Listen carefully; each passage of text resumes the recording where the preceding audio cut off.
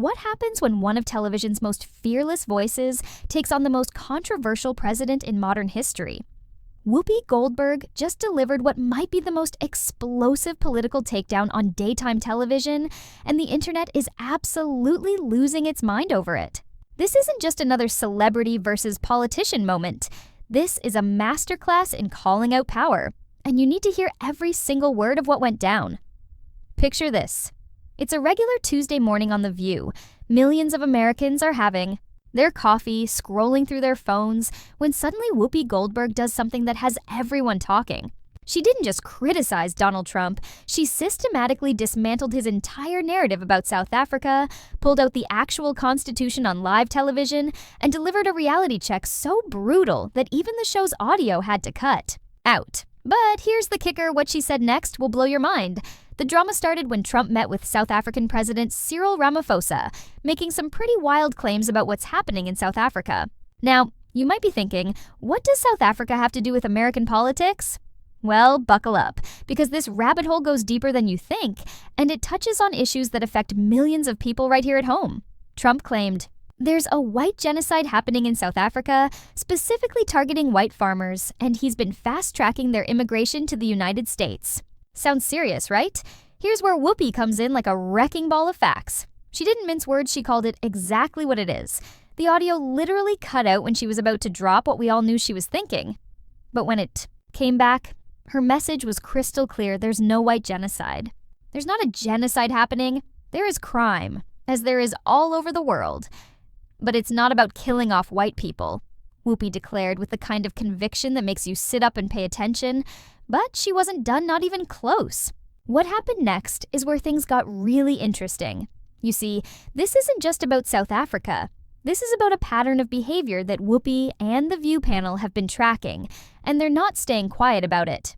While Trump is making these claims about South Africa, there's another story brewing that's even more explosive, and it involves luxury jets, constitutional violations, and what Whoopi calls giving America the middle finger. Here's where the story takes a turn that nobody saw coming. Whoopi literally pulled out her copy of the Constitution. Yes, she keeps one handy and started reading from it on live television. He's not supposed to have it. "I have the Constitution right here." "You're not supposed to have the plane," she said, referring to Trump accepting a luxury jet from Qatar. Think about that for a second. We're watching someone fact-check a president in real time using the actual founding document of our country. But wait. It gets even more intense. Reports had been swirling that ABC executives wanted The View to tone down their anti-Trump coverage, focusing more on pop culture and less on politics. You know what Whoopi did with that suggestion? She addressed it head-on, live on air, in front of millions of viewers. People always want us to be respectful and talk about the stuff we talk about. We can do all of that. But when you are blatantly giving the country the middle finger, that is blatant. This is where the conversation took a turn that has social media absolutely exploding. Joy Behar, never one to shy away from tough questions, asked something that cut right to the heart of the matter. Don't you think when he lets these white Africans in, that's giving the middle finger to the black community? The studio went silent. America held its breath. And Whoopi's response? It was more devastating than anyone expected. "No, I don't. Let me tell you why. I don't think so because that finger has never gone down." Let that sink in for a moment. In one sentence, Whoopi Goldberg just summarized what millions of Americans have been feeling but couldn't articulate.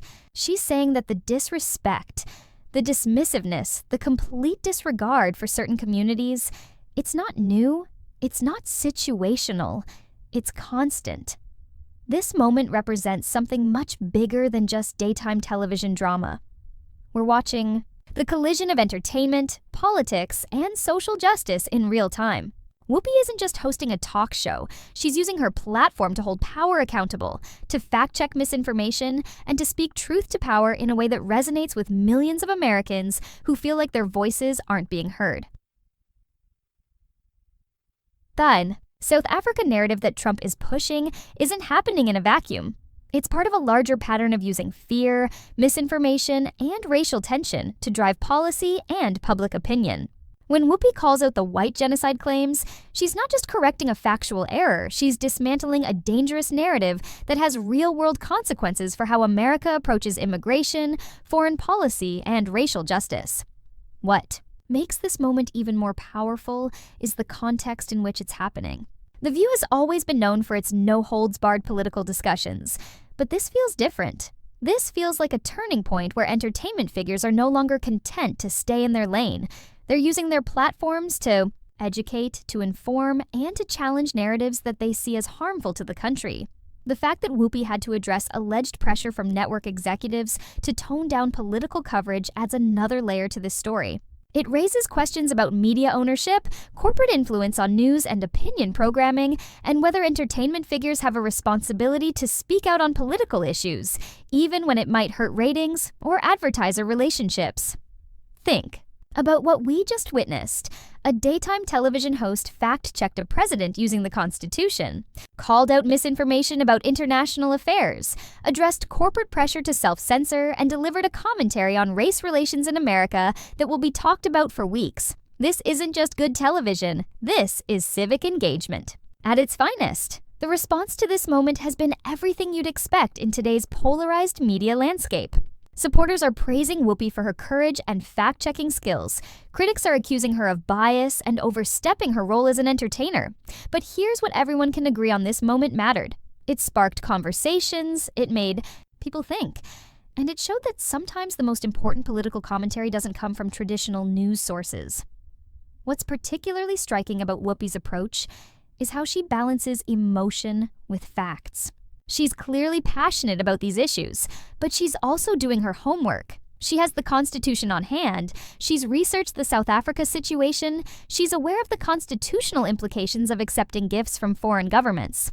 This isn't just opinion, this is informed commentary from someone who's using her platform responsibly. The broader implications of this moment extend far beyond the View's studio. We're living in an era where traditional boundaries between entertainment, news, and political commentary are blurring. Late-night hosts are doing investigative journalism, daytime talk show hosts are fact-checking politicians, and social media personalities are breaking major news stories. Whoopi's moment represents this new reality where everyone with a platform has the potential to shape political discourse. But here's what makes this story even more compelling: the timing. This isn't happening in a vacuum. It's happening at a moment when questions about media responsibility, political accountability, and the role of entertainment figures in political discourse are front and center in American consciousness. Whoopi's decision to address these issues head-on, despite potential corporate pressure to avoid them, sends a message about the importance of speaking truth to power, regardless of the consequences. The conversation about South Africa that sparked. This whole moment also reveals something important about how international issues get filtered through American political narratives. The situation in South Africa is complex, involving land reform, economic inequality, crime rates, and historical injustices that can't be reduced to simple talking points. When Trump frames it as a white genocide, he's not just misrepresenting the facts, he's using international events to advance domestic political narratives that have nothing to do with helping people in South Africa. Whoopi's response demonstrates the importance of having informed voices who can cut through the noise and provide context. When she says there's crime in South Africa as there is all over the world, she's putting the situation in perspective.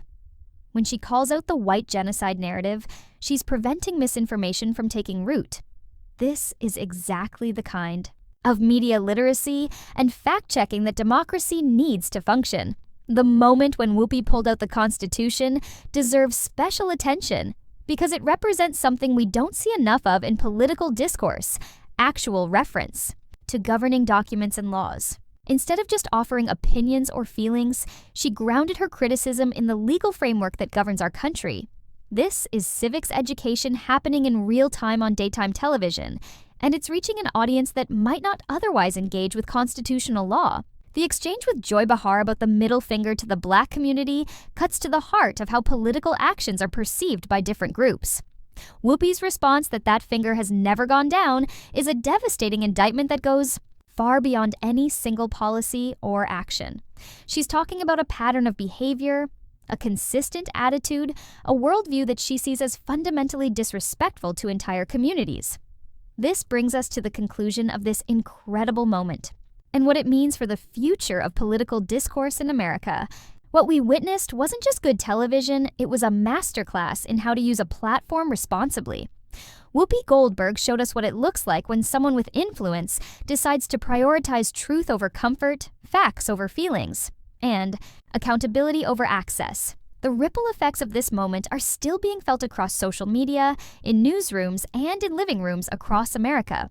People are sharing clips, debating the issues, and most importantly, they're engaging with the underlying questions about truth, power, and responsibility that Whoopi raised.